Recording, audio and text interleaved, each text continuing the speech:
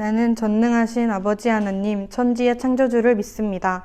나는 그의 유일하신 아들, 우리 주 예수 그리스도를 믿습니다.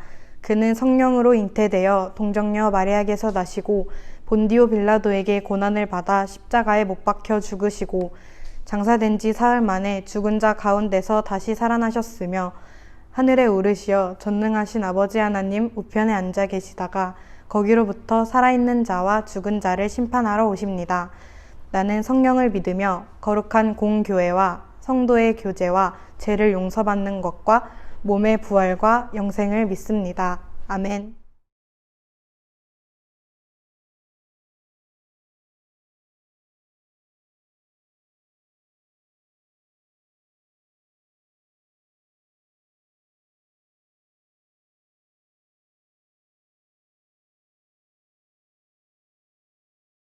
반갑습니다. 오늘은 나의 삶의 결이라는 제목으로 함께 말씀을 나누려고 합니다.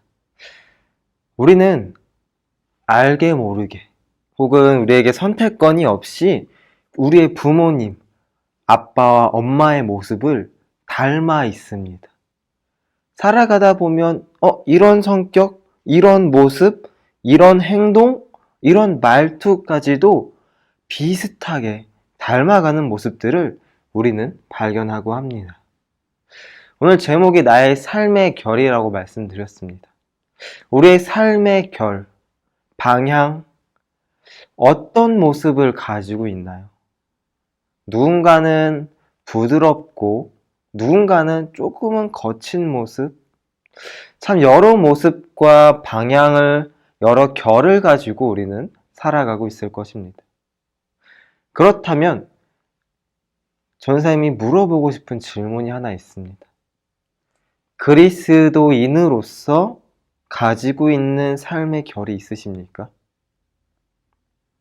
어찌 보면 전사님과 우리 친구들 공통적으로 가지고 있는 혹은 닮아 있는 결의 모습은 그리스도인의 삶의 결일 것입니다. 무엇을 가지고 있는지, 혹은 내가 그리스도인이라면 어떤 삶의 결을 가지고 있어야 하는지를 오늘 말씀을 통해서 함께 살펴봤으면 좋겠습니다. 우리 오늘 골로새서 1장 말씀에서 9절의 말씀을 함께 읽도록 하겠습니다. 9절입니다. 이로써 우리도 듣던 날부터 너희를 위하여 기도하기를 그치지 아니하고 구하노니 너희로 하여금 모든 신령한 지혜와 총명에 하나님의 뜻을 아는 것으로 채우게 하시고. 이 9절 말씀에서요, 너희로 하여금 모든 신령한 지혜와 총명에 하나님의 뜻을 아는 것으로 채우게 하시고 라고 말씀하고 있습니다. 나의 삶에 하나님을 아는 것으로 채우라 라고 말씀하고 있다는 겁니다. 내가 그리스도인이라면, 내가 하나님을 믿는 사람이라면, 내가 하나님을 의지하고 하나님을 통해 구원받은 사람이다 라고 고백하는 그리스도인이라면 우리의 삶에 채워야 되는 것은 하나님이라는 것입니다. 우리의 예배를 통해서 무엇을 듣고 깨닫고 우리의 영적인 삶에 채우고 있죠? 나의 욕심과 나의 계획과 나의 뜻함을 채우고 있고 계십니까? 예배를 통해 나의 욕구를 채우려고 우린 예배하고 있습니까? 그렇지 않다라는 것입니다. 우린 예배를 통해 하나님을 만남을 통해 하나님의 말씀을 통해 하나님을 나에게 채우고 하나님의 말씀을 내 마음에 채우고 하나님을 아는 것을 채우려고 예배하고 있다는 것입니다. 우리 공부를 할 때도 공부를 좀 잘하는 친구와 조금 부족한 친구를 바라보면요, 차이점이 보입니다.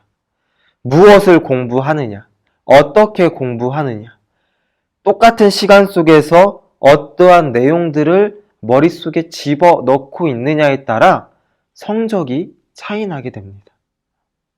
즉, 하나님을 똑같이 예배하고 똑같이 믿고 있지만 내가 무엇을 채우고 있고 무엇을 깨닫고 있고 무엇을 따르고 있냐에 따라 그리스도인으로서 잘 따라가고 잘 살아가고 있는지가 나타난다라는 것입니다. 우리가 진정으로 나의 삶의 결에 주님을 채우고 그리스도인으로서 살아가고자 고백한다면 내 안에 다른 것들을 채우려고 애쓰는 것이 아니라요.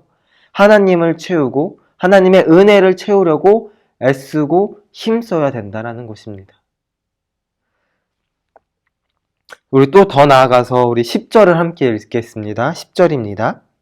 주께 합당하게 행하여 범사에 기쁘시게 하고 모든 선한 일에 열마를 맺게 하시며 하나님을 아는 것에 자라게 하시고.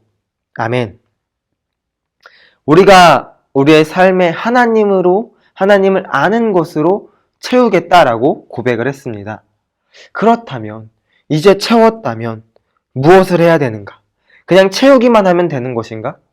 하나님의 말씀을 깨닫고 아는 것으로 내 삶을 가득 채워나가기만 하면 끝나는 것인가? 그렇지 않습니다. 채웠다면, 이제 하나님을 알고 은혜로 충만한 상태에 거하고 있다면 이제는 나아가는 우리 삶의 방향성 속에 그 방향의 목적을 주님께 두어야 된다는 것입니다. 하나님을 아는 것으로 가득 채웠는데 나를 위해 살아간다? 나의 풍요로움을 위해 혹은 나의 만족을 위해 살아간다? 그것은 잘못된 방향성이라는 것입니다. 내가 진정으로 하나님을 채웠다면, 내가 진정으로 그리스도인으로 나의 삶의 결이 주님으로 향해 살아가겠다 고백한다면 이젠 우리 삶의 목표와 방향성은 주님이어야 된다는 것입니다. 그래서 범사에 주님을 기쁘시게 하려고 우리는 살아가야 되고요. 또 선한 일에 열매를 맺게 하려고 우리는 살아가야 된다는 것입니다. 그리스도인은 열매를 맺어야 됩니다. 근데 더 중요한 것은요, 나를 위한 열매가 아닌 주님이 원하시고 주님을 위한 열매를 맺으며 살아가야 된다는 것입니다. 대표적인 사람들이 있습니다. 바로 예수님의 제자들입니다. 그들은요, 권위를 위해 예수님을 쫓지 않았고요. 돈을 위해 예수님을 쫓지 않았습니다. 막상 따라다녀 보니 예수님께서는 높은 사람들, 권위 있는 사람들과 함께 하는 것도 아니었고요. 돈을 위해 아픈 사람들 치유해주고 선한 일을 행하셨던 분이 아니었다라는 걸 너무나도 잘 보고 알게 되었습니다. 그럼에도 예수님의 제자들은요, 그 모습을 보고 닮으려고 했고요. 그 모습을 보고도 예수님의 말씀에 순종하고 따랐고요. 자신들이 가지고 있던 수많은 것들을 버려두고 따라 나섰던 사람들이 예수님의 제자들이었습니다. 즉, 그들은 하나님의 말씀을 듣고 따르고 순종하며 자신의 삶의 방향성을요, 주님께 맞췄고요. 주님께 향했고요. 보고 배우며 그 삶을 살려고 힘쓰고 애썼던 사람들이었습니다. 우리도 이러한 모습과 이러한 방향성을 가지고 주님을 따라야 됩니다. 그럴 때 우리의 삶의 방향과 삶의 결이 주님께 향할 수 있을 것입니다. 우리 또 11절을 함께 읽도록 하겠습니다. 11절입니다. 그의 영광의 힘을 따라 모든 능력을 능하게 하시며 기쁨으로 모든 견딤과 오래 참음에 이르게 하시고. 영적인 생활을 위해서 또 거룩한 삶을 살아가기 위해서 필요한 힘과 능력과 은혜가 있습니다. 오늘 본문 말씀에서 바울은 골로새 교회의 교인들에게 그런 영적인 힘과 능력이 있기를 기도했습니다. 또 그 영적인 힘을 통해 기쁨으로 견디고 오래 참아서 살아내기를 간절히 바라왔습니다. 앞에서 말해왔던 것처럼 우리의 삶에 하나님을 아는 것으로 채우고 우리의 삶의 방향성을 주님께 맞추며 살아갈 때에 매번 좋을 수는 없을 것입니다. 고난도 있을 거고요. 아픔도, 슬픔도, 답답함도, 낙심도 우리 삶 가운데 존재할 것입니다. 왜 내가 하나님을 믿고 있는데, 내가 하나님을 쫓겠다, 하나님을 따르겠다라고 고백했는데 왜 나의 삶은, 우리의 삶은 이렇게 답답한 거지? 왜 변하지 않는 거지? 라고 느끼는 시간과 순간들이 분명 존재할 것입니다. 그런데요, 그 삶 속에 견디고 버티고 또 하나님께 힘과 능력과 지혜를 구할 때 하나님은 충분히 견딜 수 있는 힘을 주시고요. 충분히 이겨낼 수 있는 힘을 우리에게 주십니다.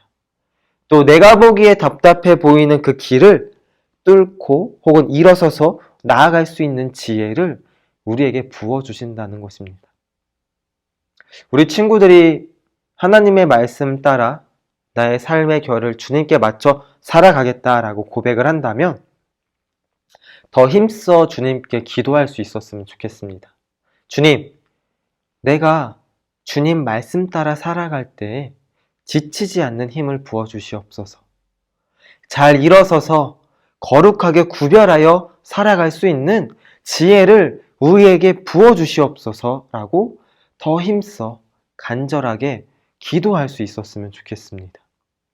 그럴 때 주님께서는 충분히 부어주십니다. 충분히 우리 친구들에게 하나님은 능력과 힘을 부어주시려고 이미 준비하고 계시다는 걸 기억할 수 있었으면 좋겠습니다. 우리 마지막으로 12절을 함께 읽도록 하겠습니다. 12절의 말씀입니다. 우리로 하여금 빛 가운데서 성도의 기업의 부분을 얻기에 합당하게 하신 아버지께 감사하게 하시기를 원하노라. 아멘. 빛 가운데서 성도의 기업의 부분을 얻기에 합당하게 하신 하나님께 감사하라 라고 말씀합니다. 우리는 하나님의 자녀로 빛 가운데 거하며 살아가고 있습니다. 잘 알고 있다시피 죄 가운데 놓여 있었는데요. 사망 가운데 사로잡혀 있었는데요. 예수님의 희생을 통해 우리를 구원해 주셔서 어둠에서 빛 가운데 거하게 해주시고요. 사망 가운데에서 영생에 거할 수 있도록 우리를 옮겨주신 분이 바로 하나님이십니다. 그 하나님을 기억하기 바랍니다. 그 하나님을 통해 우리는 빛을 바라보며 살아가고 사망으로부터 멀어지고 승리하여서 생명 가운데 거하며 살아가고 있다는 걸 기억할 수 있었으면 좋겠습니다. 이 모든 걸 깨닫고 감사하며 기도할 때 자연스럽게 우리의 삶의 방향, 삶의 결은요, 하나님을 닮아가고 하나님을 쫓아가게 된다는 걸 우리 친구들이 깨달을 수 있었으면 좋겠습니다. 이제 말씀을 마치려고 합니다. 한 번에 하나님을 닮아간다라는 거 쉽지 않습니다. 또 때로는 잘 따라가고 있는 것 같고 잘 살아가고 있는 것 같다라고 느낄 수 있는데 막상 살아가다 보면 힘겹고 잘못 온 것 같고 답답하다라고 느끼는 시간들이 우리 안에 생길 수 있습니다. 하지만 그럴 때 더 힘써 기도하기 원하고요. 힘써 예배하기 원합니다.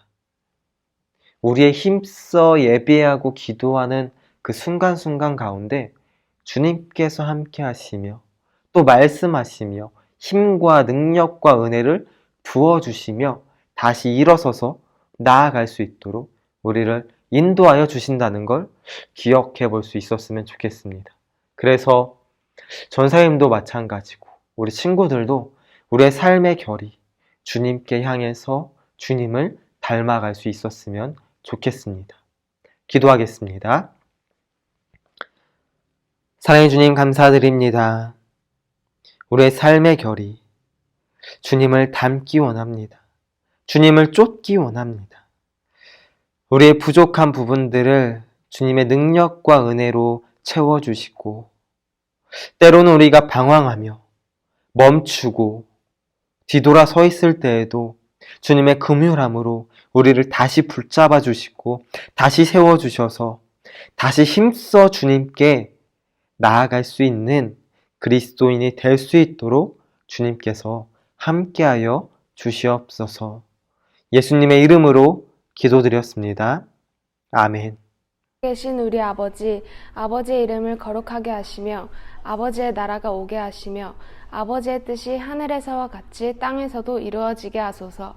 오늘 우리에게 일용할 양식을 주시고 우리가 우리에게 잘못한 사람을 용서하여 준 것 같이 우리 죄를 용서하여 주시고 우리를 시험에 빠지지 않게 하시고 악에서 구하소서. 나라와 권능과 영광이 영원히 아버지의 것입니다. 아멘.